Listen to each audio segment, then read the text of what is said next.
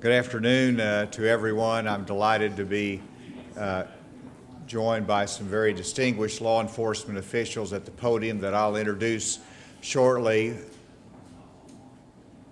But I first wanted to introduce Mayor Stodela. Thank you for joining us, Mayor, and for your leadership. Congressman French Hill indicated he might be here today. We've got somebody who's going to be very quiet today for obvious reasons, but glad to have U.S. Attorney Designate Cody Highland in the audience, because I know he has a great interest in this entire topic. And we have a number of legislators that are here and people that are interested in the future of our state and city. So welcome and thank you for engaging in conversation over the last week particularly, and participating in what we believe is a significant law enforcement effort for our city and community. I'm delighted to be joined today. They went to my right, I see, with Assistant Chief of Little Rock Police Department, Wayne Bewley. I know the Chief had another engagement, and so you're here representing the Little Rock PD, and I've been speaking with the Chief numerous times, and thank you, Wayne, for joining us. We have the Acting United States Attorney, Patrick Harris, toward the end. Sheriff Doc Holladay plays a key role in this effort. We have Special Agent in charge of the FBI, Diane Upchurch. Thank you for your leadership. And then, of course, we have Colonel Bryant of the Arkansas State Police and Sheila Sharp, Director of Community Corrections. And so really you see here key law enforcement leaders that can have a significant impact on our community. Here's the facts as I see them today. We have experienced an escalating level of violence in Little Rock in recent years. Stories tend to dominate the news.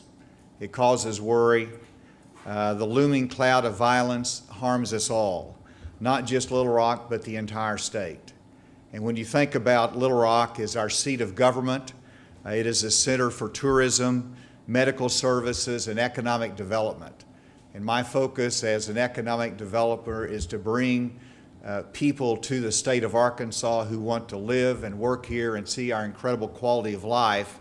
And if Little Rock is not safe, then we cannot succeed in our goals as a state. And so that is the focus of our efforts, our prayers, and our hopes for this community. Last Saturday morning, after the tragic shooting at the Power Ultra Lounge, I made a statement that state assets are available as needed, and we would devote more resources as needed to the effort to keep our streets safe. Since then, I've continued the conversation with those that are here today, with federal and state law enforcement, legislators, most importantly with Chief Buckner of the Little Rock Police Department, and city leaders. And let me assure you that the Little Rock Police Department is working hard on the problem of crime and is doing some very heavy lifting as they work the community and work to keep our city safe. But the Little Rock Police Department is currently 70 officers understaffed, not completely able to respond to every complaint, and there's a need for additional resources in targeting, investigating, and responding to the current threats. In my experience as a federal prosecutor, as a head of the DEA, working in Homeland Security, I understand completely that if you want to be successful in law enforcement, you have to have a multi-jurisdictional effort. You have to have cooperation between federal, state, and local authorities. You have to have the sharing of intelligence and support from all of the community to be successful. And just in short conversations over the last few days and today with these leaders, it is obvious to me that a great deal of support can be provided to the city of Little Rock in their efforts. And let me emphasize that even though I've underscored that what happens in Little Rock makes a difference to all of us, this is a local law enforcement challenge and that must be ultimately solved by the resources of the city of Little Rock. That's what they want. That is their pride. It is their community. They will address the problems.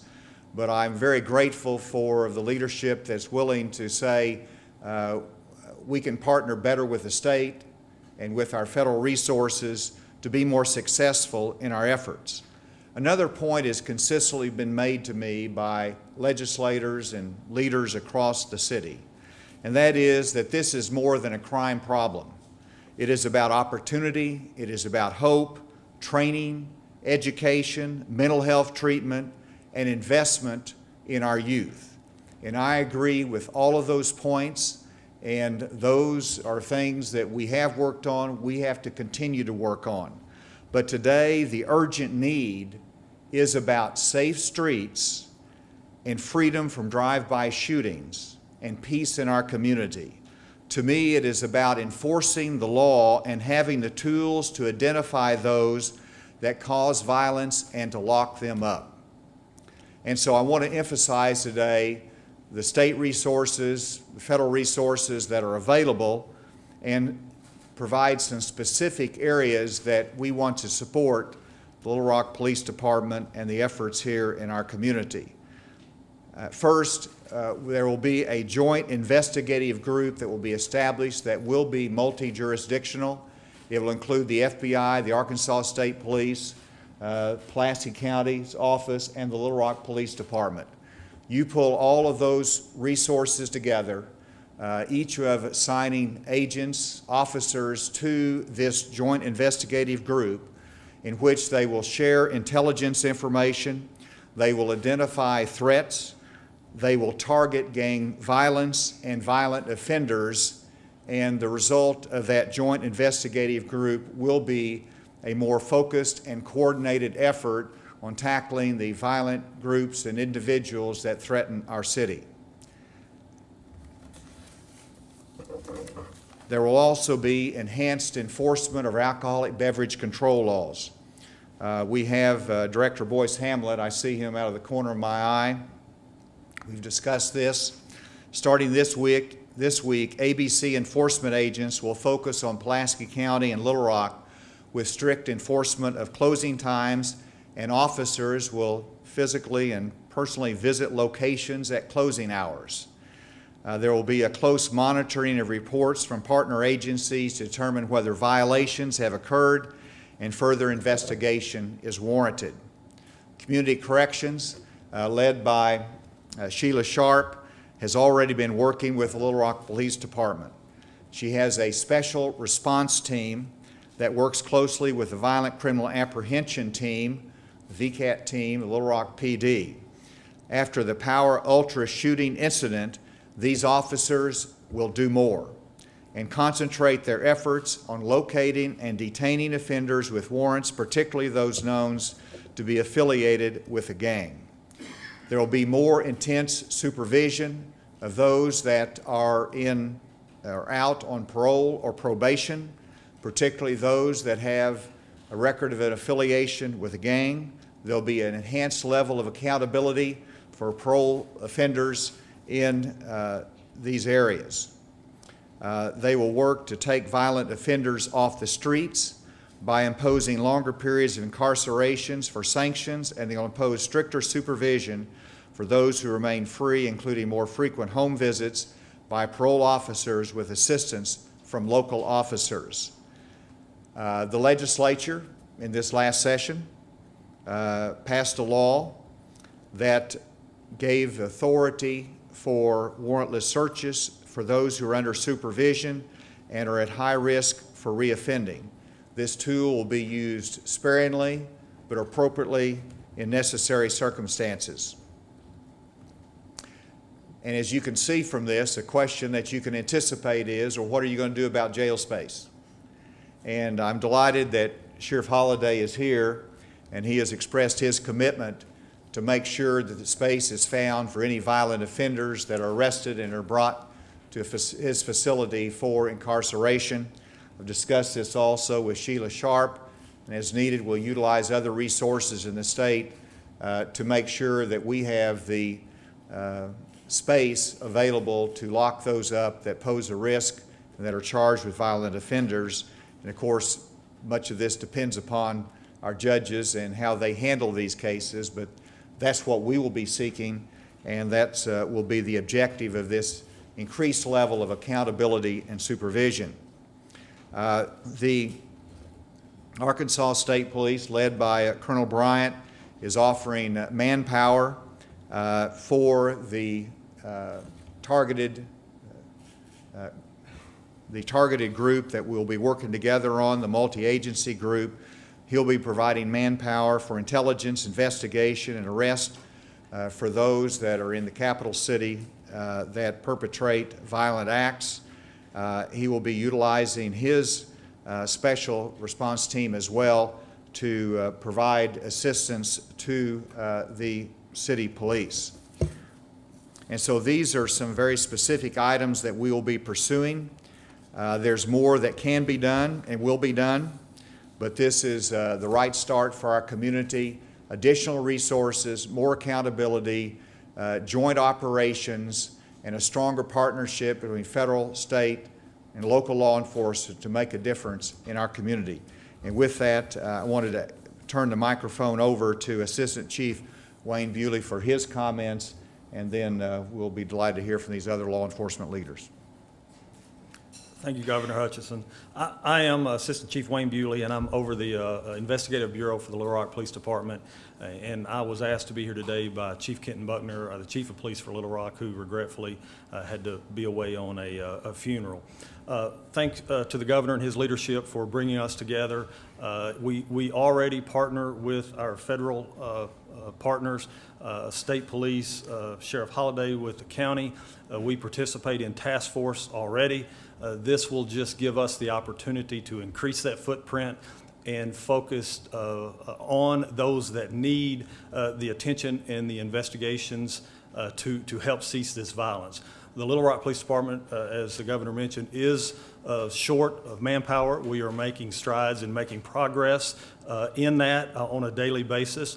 We are about to graduate a recruit class on August the 4th. We have another recruit class starting later in August with an additional recruit class starting in November. So the progress is being made. We feel that we are doing a very good job in making progress in our current investigations. We have the investigators in place, the ability to respond to the investigations. As you've seen in recent news, we've made some good progress and secured warrants and apprehended several individuals involved in the shootings. The purpose for the way that Little Rock Police Department is seeing this is it is an opportunity to go even beyond that, beyond just finding the person pulling the trigger, finding the evidence at the scene, and making that initial arrest. This is the ability to investigate much deeper at a much broader investigation with a lot further reaching resources to help us with help the Little Rock Police Department to actually make progress and to begin to see a change in this violence. So we are very pleased to partner in this and thankful for the Governor and his bringing us together to do so. Thank you, Wayne. Sheriff. Thank you, Governor. Chief Bewley. I'm Doc Holladay, Pulaski County Sheriff. I just want to tell you that we are pleased to be a part of this task force. The Sheriff's Department will provide officers to enhance the task force. We also are the integral part of what goes on here because we operate the jail. And as the Governor said, Director Sharp and I have been in conversation. I want to assure you that the jail will be utilized to meet the needs of this task force, to meet the needs of the citizens of Pulaski County and all of law enforcement. So I'm just anxious to get this operation going, to give the city of Little Rock, the citizens of the city, some hope, some peace. But I will say this, I was a member of the Little Rock Police Department for 33 years. It's one of the finest organizations in this country. You all should be proud of the department. but they're in need, and we in law enforcement and in our various roles within Pulaski County and the state have an opportunity to help, and we've come to help, offering our assistance, and I look forward to being a participant in this resolution of the problem. Thank you. Thank you, Governor. Hi, I'm Diane Upchurch, Special Agent in charge of the FBI in Little Rock. We cover all the state of Arkansas, and I couldn't be more proud of our partnerships with all of our state and local and federal partners throughout Arkansas. And we're very pleased to be up here standing side by side with our local partners, with Little Rock PD and all these fine people up here in the governor's office, to be able to give some confidence back to this community, to let them know that we are here to take back the streets. I think we've all seen enough violent crime in this city, and it's our turn now to get it back, and we're going to do just that. And it will take a team effort with all of us, but I know we're all committed to that task. So thank you very much. Thanks.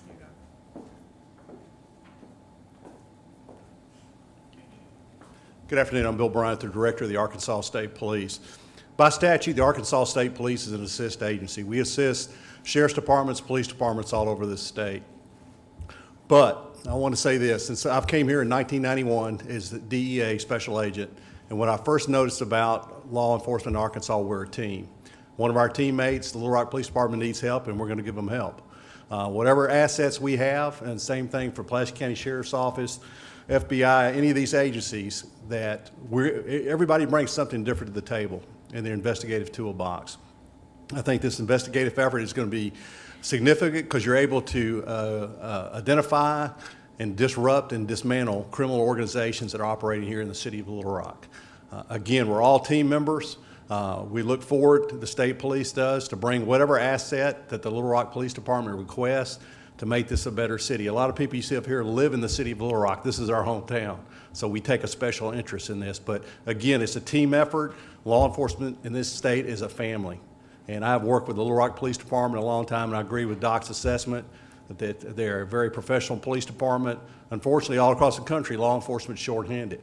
It's a very tough profession, but us as a family and teammates will stand together under the leadership of Governor Hutchinson, and we'll attack this problem. Thank you.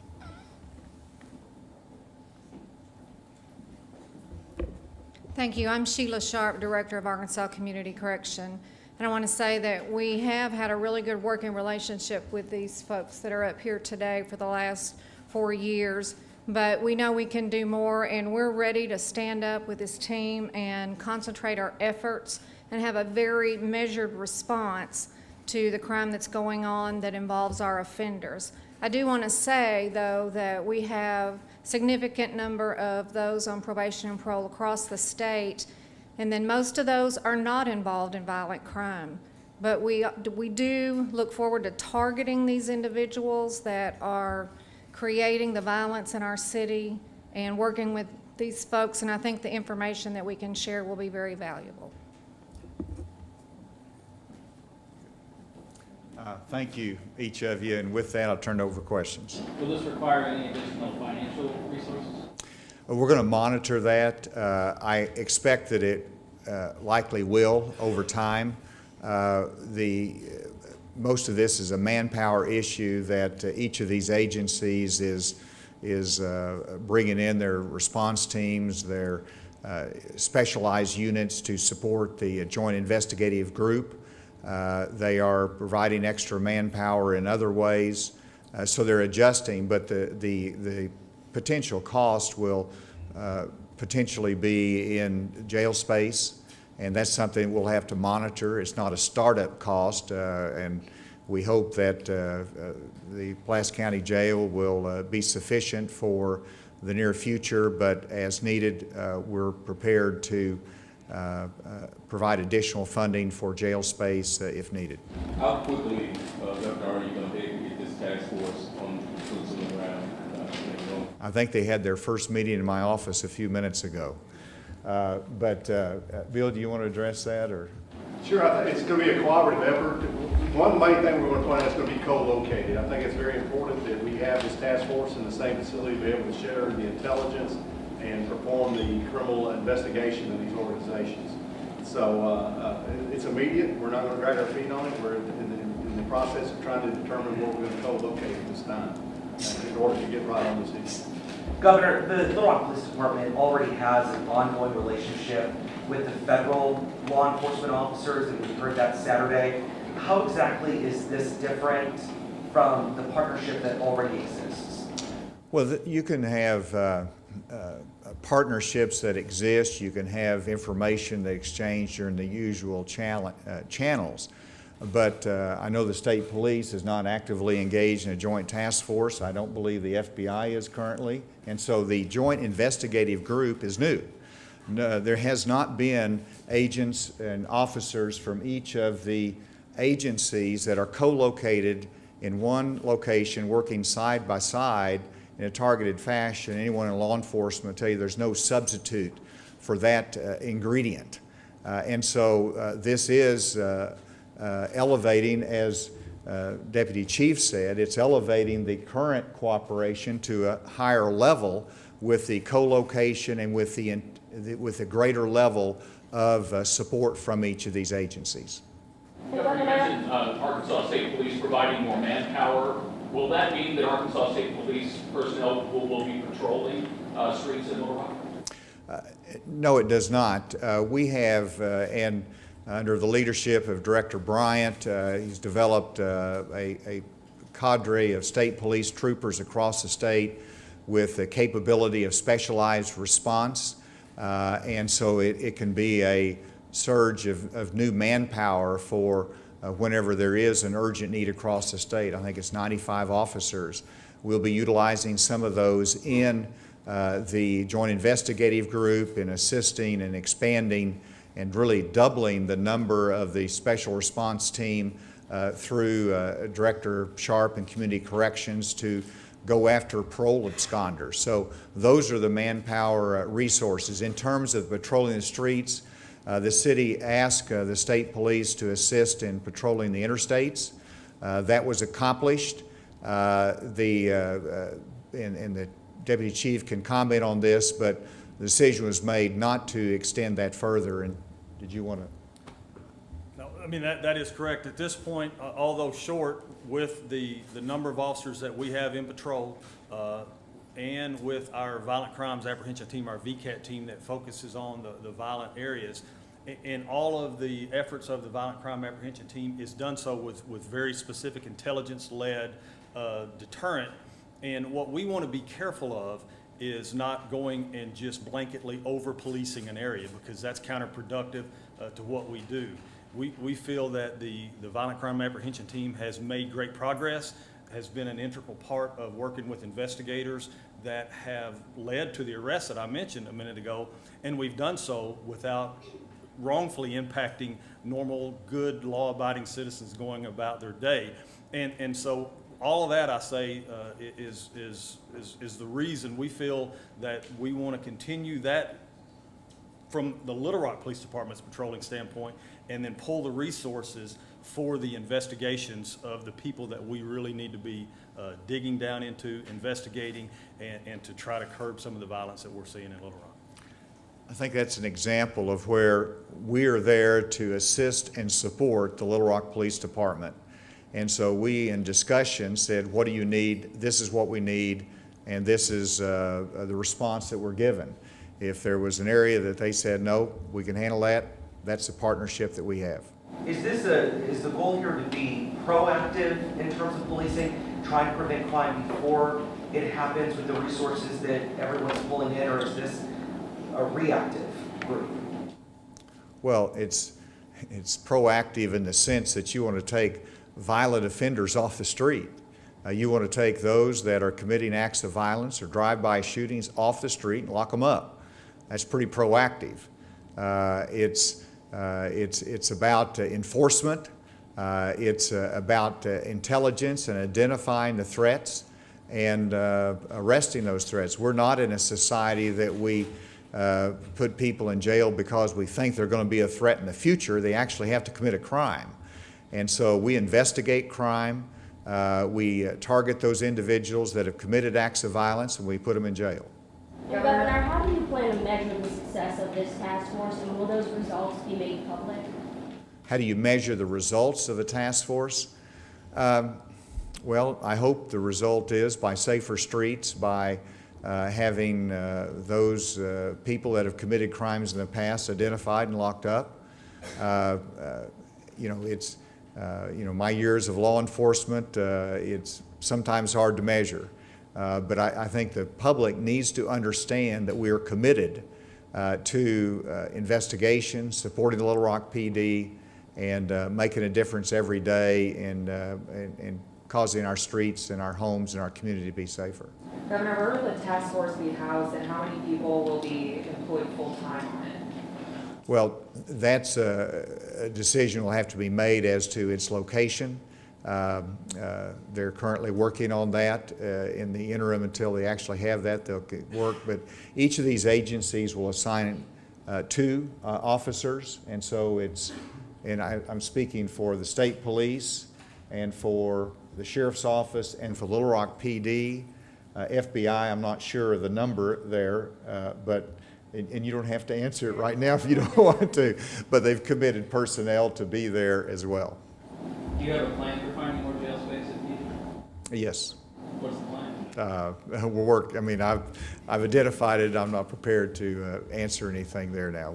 We're working on it. Is community corrections going to need additional money, additional manpower? Well, Under this initiative, we talked about like what this initiative likely will require additional resources. Is that one of them? this is the flexibility that you have in managing an agency with significant manpower, that you can channel resources for a particular problem. You can call it a surge, you call it what you want to, but it's a focused effort here, and so it's adjusting some resources for that purpose. Obviously, you look 2 years down the road, there might have to be some budget adjustments if this is going to be a long-term initiative. Let's see where we are down the road. Sheila Sharp is always saying we need additional resources in terms of our parole officers. They do incredible work. We've increased the numbers of our parole officers since I've been governor. I know that there's an effort to increase those further. That takes budget resources, and our budget can't be adjusted for some time. I have some flexibility with discretionary funds, but it's, so we're developing this budget for an immediate action and response that's immediate. Down the road, if there's something additional, we'll take a look at it. Again, the state of Arkansas and these agencies are supplementing the incredible work and effort of Little Rock Police Department, who has a lead in this. We're going to be responsive to them and their leadership as to what their resources need. They might come to us 3 months from now and say we're okay. They might say we need to have an extension of some of these extra resources they're putting in now. So you're in the driver's ship, and we want to be responsive, a partner with you, and we want to have success, but we'll measure as time goes on any additional resources that are needed. Does the recent uptick in gun violence give you any pause about the open carry laws that have been passed this past Thursday? Well, they're not open carry laws. They're enhanced carry laws that provide a higher level of training. Those laws are not in place yet. And so you reference the uptick in violence, you can't blame it on any change in the law. That's our current status. And so there's not really any correlation between any law that was changed and the current challenge of violence in our community. And so whenever that law is implemented, it'll be enhanced training. It'll probably be next September before the law comes into effect. There has to be training implemented, so you're probably looking, and rules implemented, so it'll be some time before that's actually put into place. But we'll move on that as quickly as we can get the rules adopted. Governor, I know the plan's still in motion. Do you plan on putting deadlines in place, or do you plan on being a part of some of these meetings on a regular basis? These are law enforcement professionals. I expect them to take the ball and run with it and do a incredible job, and I have that confidence. Governor, one of the issues that was raised is guns. Has the ATF been invited to be a part of this task force in response to dealing with the issue of guns? That's a good point. This is the task force that's been created, the joint investigative group that's got a significant start with these participating agencies. Obviously, ATF, DEA has not been mentioned. I mean, those are opportunities. So we'll see as to any additional agencies that participate. I know that the city and law enforcement agencies have a great partnership with ATF, and they work regularly with them on these cases. Right here first. You mentioned that the task force will be doing a lot of things, but will they be doing any community policing? There's been mention that witnesses won't talk, and some people have said that the problem is that people don't know them in the community enough, and this sounds like a task force that's going to go and get arrests. Well, this is a joint information investigative group that does intelligence collecting, targeting.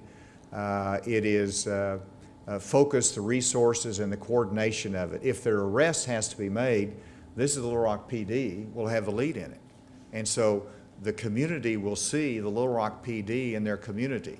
They're not going to see a change in that regard. This is a support group for the Little Rock Police Department, who has the front line. They have the community policing effort, the presence in the community. When all this violence has kind of erupted over the past couple of weeks, especially with a bunch of these drive-by shootings, local agencies have been very careful to use the word gang, but even a lot of these directives that have come out now seem to be targeting gangs specifically and gang members. So as you're standing here right now, does Little Rock have a gang problem? I'll let the chief address that. We have to rely upon information, and I know that gangs exist in Arkansas. We know that from our operations of the prison systems, and whenever they're in prison, many of them come out and they're still part of gangs. And so, you know, we're intelligence-based, and so we operate on intelligence, and we will, and whenever you're looking at an absconder for somebody who did not report for parole, and if we look at their threat index from prison, and we see that they were a part of a gang in prison, then that's going to have a higher priority. That's going to move them up on the list, because that indicates they don't always operate alone, they've got others, and that they are a part of a threat group. Did you want to comment on that? The only thing I would say to that is Chief Bugner made it very clear when asked very pointedly at the press conference last Saturday at City Hall that, yes, we do have gangs in Little Rock. Some of this is a result of gang violence, but not all of it is. A lot of the homicides that we have are pre-existing domestic relationships, totally unrelated to a lot of the drive-bys and other violence that you see. Just a couple more questions. Yes. Are you going to look at more rehabilitation programs if the problem is they come out in a gang and then they continue to be in a gang? Are you going to look at building more rehabilitation homes or anything like that in the task force or anything like that? Well, and that's an important question. As I mentioned in my opening comments, that you know, there's a consensus that this is a crime problem, but there's a multifaceted response that is needed here. We need to have activities for youth. We need to have mental health that's addressed in terms of crime and the mental health treatment aspect of it. We need to make sure we have adequate housing. We need to have jobs and training. All of those are a very important part of the future and reducing crime. But what this group is about and the immediate response is law enforcement. It is enforcing the law and taking dangerous people off the street, and that's the focus of our effort. That doesn't stop all the other efforts that the mayor is conducting, that I have done in terms of reentry programs through the state, through the mental health crisis centers that are going to be implemented. All of that's going to go on. This emphasis, though, is about bad people, getting them off the streets so our streets can be safer. One final question. I knew I'd get the last word. So thank you very much for your attention to this, and we look forward to working with you. Thank you for being here today.